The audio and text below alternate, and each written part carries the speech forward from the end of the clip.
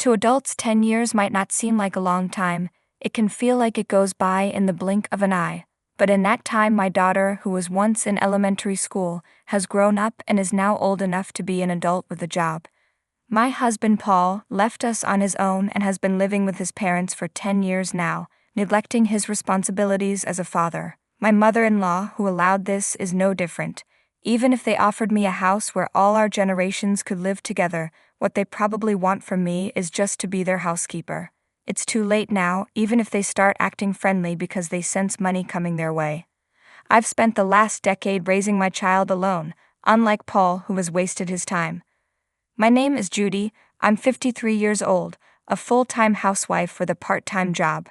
My only daughter, Hannah, who lives at home while attending university, recently got a job offer and will start working next year.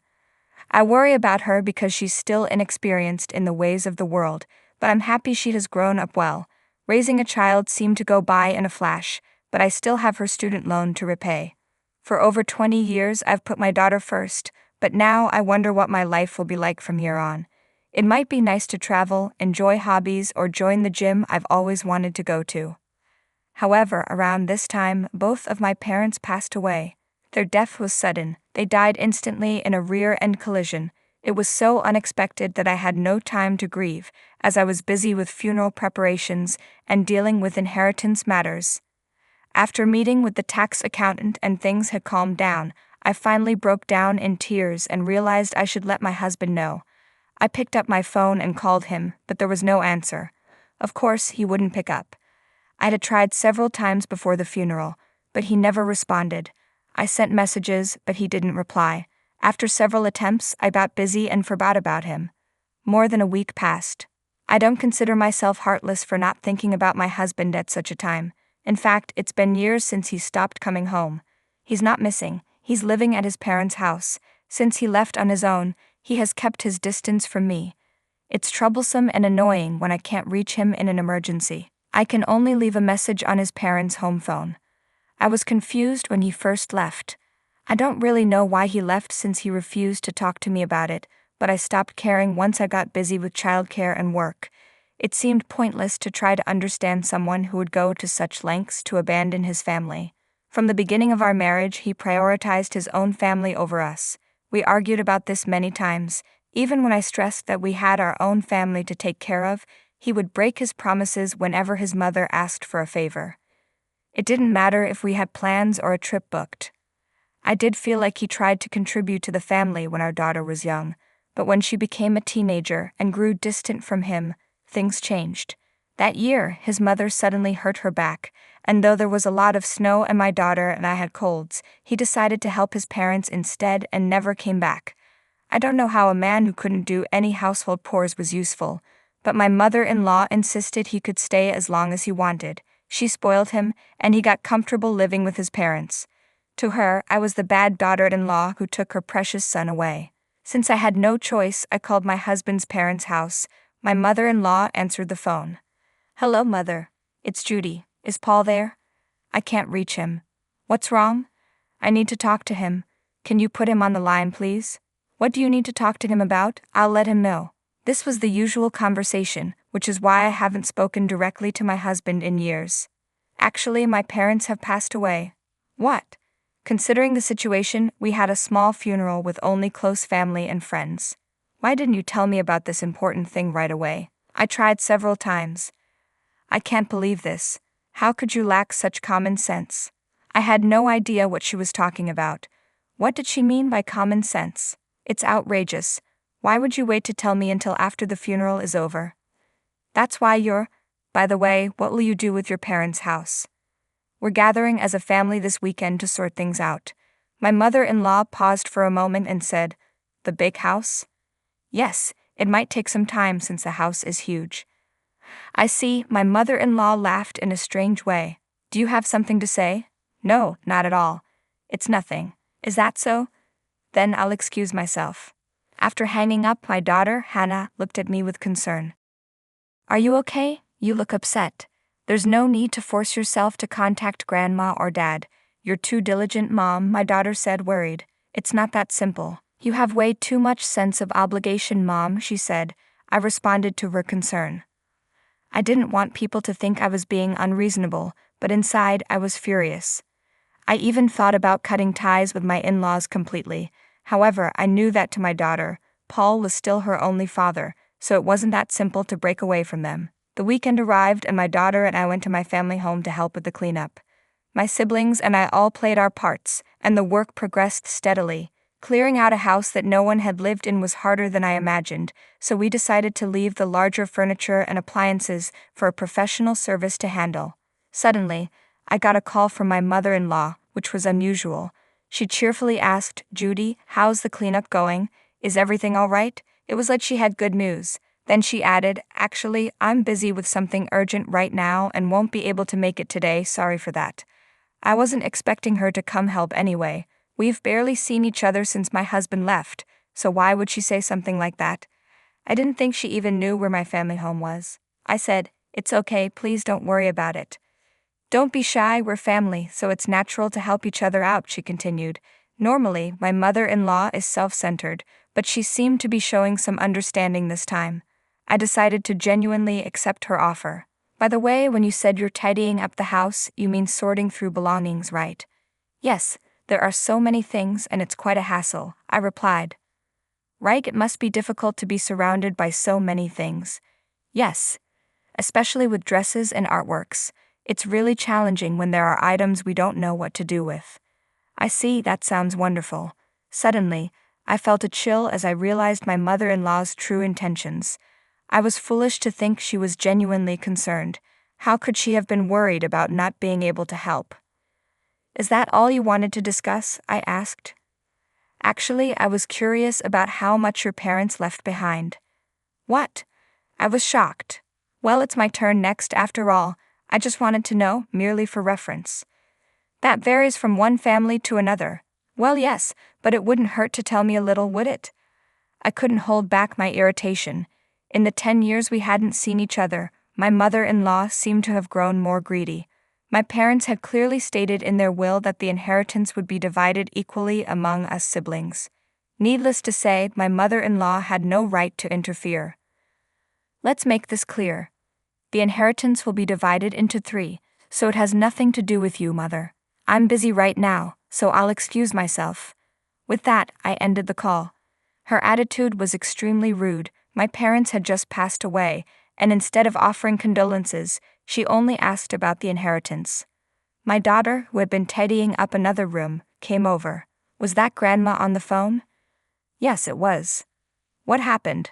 "Nothing for you to worry about," I replied with a forced smile, but my daughter looked slightly displeased.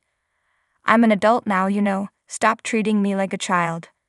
I hadn't meant to treat her that way, but her assertive response surprised me. Indeed, she was now old enough to be treated as a full-fledged adult. I felt a mix of happiness and an indescribable sense of loneliness. "Mom, I know what's going on." "What do you mean?" "If my guess is right, I want you to make one promise." "A promise? What kind?" That's when I made a special promise with my daughter.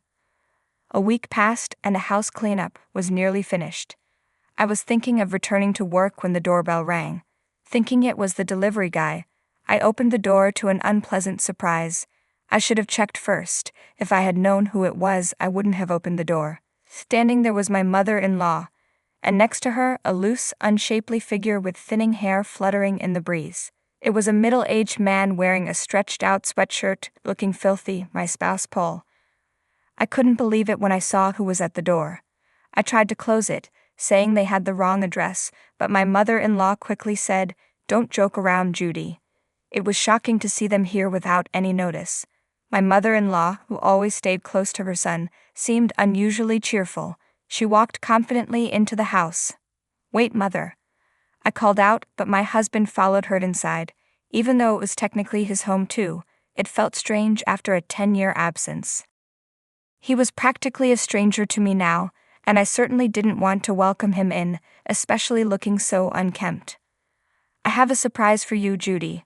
I thought you'd be pleased," my mother-in-law said cheerfully. My husband sat down next to her. "Oh, I'd like some coffee, please. Paul, how about you?" "I'll have tea. Judy, please bring us some." I couldn't believe their audacity. How could my husband, who left without a word and lived with his parents for 10 years, now demand tea as if nothing had happened. I wanted to scream, but I kept my composure and asked, "What's the occasion? What's wrong, Judy? Make it quick." My mother-in-law replied. "If you have no business here, please leave," I said calmly. "What a rude daughter-in-law," she muttered, but I felt no obligation to be polite to someone who showed up after 10 years, following their own whims. Just then, my daughter Hannah came downstairs. "It's been so long, Grandma." Her eyes widened in surprise. Even my husband seemed shocked by her reaction. "Hannah, you've grown so much." Who are you?" she asked, not recognizing the man next to her grandmother. "It's me, Dad," my husband said. "Wait, Dad?" Hannah was understandably confused. She hadn't seen him since she was in elementary school. "Sit down here," her father instructed, pointing to the seat next to him. "No, absolutely not," Hannah replied, stepping back. "I have a unique condition that makes me ill if I don't stand. Don't worry about it." I felt sorry for my daughter, suddenly facing this awkward situation. "Take a look at this," my mother-in-law said, pulling out architectural plans from an envelope. The plans showed a luxurious home with enough rooms for 4 families, a rooftop garden, and even a catalog for luxury cars. "How do you like it?" she asked. "What is this?" I asked, confused. "It's our new home, isn't it wonderful?" My mother-in-law said, expecting my agreement. She added, "You can choose the kitchen and utilities, Judy, since you'll be the one using them." "Using them? What do you mean?" I asked. "I recently realized we should live together as a family. Since we just happened to come into some money, don't you agree it's the perfect time?" she explained. "I don't know the specifics, but how does this involve me?" I questioned. "We're family, aren't we? I believe family possessions should be shared," she replied. It became clear to me that my mother-in-law was out of control. Desperate to understand the situation, I turned to my husband. "What do you think?" But they just exchanged looks and nodded silently. Then my mother-in-law whispered something to him, like they were having a secret meeting. Finally, my husband spoke up. "Seems like it's time for me to return home." I was confused and let out a sound. "With the $3 million we inherited, I'm thinking of building a 2-family house to live there with my parents," he said smugly. My mother-in-law nodded, pleased. "Did you hear that, Mom? It's just like I said," my daughter exclaimed. I couldn't help but laugh. "Really? It turned out just as you said, Hannah, you're amazing," I said, and we shared a laugh. The atmosphere lightened, and even my mother-in-law and husband seemed pleased. "I'm glad you two agree.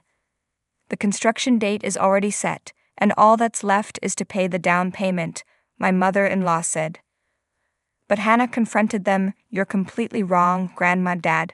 Don't you think you're being a bit too oblivious? Even if you say you want to live together, I absolutely refuse to take care of the 2 of you, who have troubled Mom for years." My mother-in-law was shocked. "What? Mom, I won the bet, so keep your promise," Hannah said energetically. All right, I agreed. As we discussed the situation, my mother-in-law suddenly asked, "What do you mean, what promise?" My daughter, Hannah, responded sharply, "Grandma, it seems you can't tell the difference between what's yours and what's not. We bet on whether you were after the inheritance." "Huh? What does that mean?" my mother-in-law asked, puzzled. "If you could tell the difference, you would have told Dad to go back to his own home long ago. But you always said families should stay together," Hannah explained. Then my husband suddenly raised his voice. "I left this house because of you two." My daughter and I exchanged confused looks, not understanding what he was getting at. "I would have forgiven you immediately if you had just apologized. I was waiting for just one word from you both," he continued. "Wait, you lost me. What do you mean?" I asked. "You told me to leave, Judy," he said. I tried to recall but couldn't remember ever telling him to leave. "Have you really forgotten that snowy night when I came home tired from work, and you told me to leave?" Finally, I remembered a faint memory. That night, Hannah and I were bedridden with a cold. He came home without bringing anything and asked, "What's for dinner?" I had simply asked him to dine out. To think he held on to that for years drained the strength out of me. How trivial was that? "Is that really what happened?" I asked, still confused. "Yes, and that's why I'm baffled." "Why did you leave it like that?" he said. "It's your fault. I tried to contact you many times," I responded, looking at my mother-in-law, who smirked with guilt for not relaying the messages.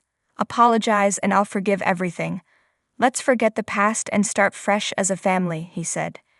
At this, Hannah couldn't contain her laughter. "Dad, didn't you know? Mom has been preparing for divorce for 5 years." "What?" he asked, shocked. "The promise I made with my daughter was to get divorced if my mother-in-law was acting out of greed for the inheritance. It would mean endless troubles ahead, prompting me to make my own decisions," I explained, feeling relieved as if shedding a heavy burden I had carried for years. "Don't joke around. Do you think you can just submit a divorce application unilaterally?" my husband retorted angrily. "Long-term no contact and separation are grounds for divorce," I calmly replied. "What does that mean? Didn't you know I thought I was fulfilling my duties as a father by sending money? The amount was too insignificant. Do you think children can be raised on money alone? How can you say you've fulfilled your role as a father after neglecting your family for 10 years? A mother is supposed to take care of the kids," he muttered. "There's no point in talking to you." "Yes, I raised her by myself, and we didn't need you," I said. "You were absent for school events, pickups, and preparing lunches. Even when I was sick, the husband I should have relied on was absent. Your presence was unnecessary then, and it still is." "Let's send this," I said, referring to the divorce papers. "Wait, are you serious? What are you planning to do from now on, Judy? Please help. What should Paul and I do when we get older?" my mother-in-law pleaded, trembling with fear. "You're essentially asking Hannah and me to be your helpers or caregivers?" I asked. "No, that's not what I meant. I don't know what to tell you unless I have something I owe you. What about the $3 million inheritance? Let's use it more effectively," my mother-in-law said desperately. "Where did the $3 million come from? If it's divided among siblings, that implies a $9 million inheritance. That couldn't be possible," I responded, confused. "It's a misunderstanding. There wasn't such a large sum in the first place. Even if there were, I would never build a house for us to live together," I declared firmly, facing my bewildered mother-in-law and tearful husband. "Judy, are you really going to leave me behind?" my husband pleaded. "Continue living at your beloved parents' home as you wish." "Goodbye," I said, resolute. 3 months passed. My ex-husband's ceaseless demands for reconciliation bordered on stalking. His lengthy messages, sent over 20 times a day, went unread. When I hinted at legal action, he backed down. The divorce papers were finally processed without issue. Looking back, my ex-husband and mother-in-law's self-centered imaginations led them to believe others should take care of them. It was a pitiful sight. Even Hannah is striving to become independent. She plans to move out and live on her own after getting a job, a suggestion I made. Though I'll be lonely, it will be a great experience for her to understand the value of money, time, and family. As for myself, I've been offered a full-time position at the company where I worked part-time. After the task of raising a child ended, they strongly recommended me. I'm very grateful for the opportunity. Following the divorce, I'm studying diligently to get a certification, excited about this new journey. When I shared the news with my daughter, she said, "Mom, you're like a new employee, just like me." We laughed together. Time flows equally for everyone, but how we spend those 10 years varies. There will be enjoyable times and moments when things don't go as planned. Maybe after another 10 years, some conclusions will be reached. I plan to live freely, just as my daughter wished for me. I hope you do the same.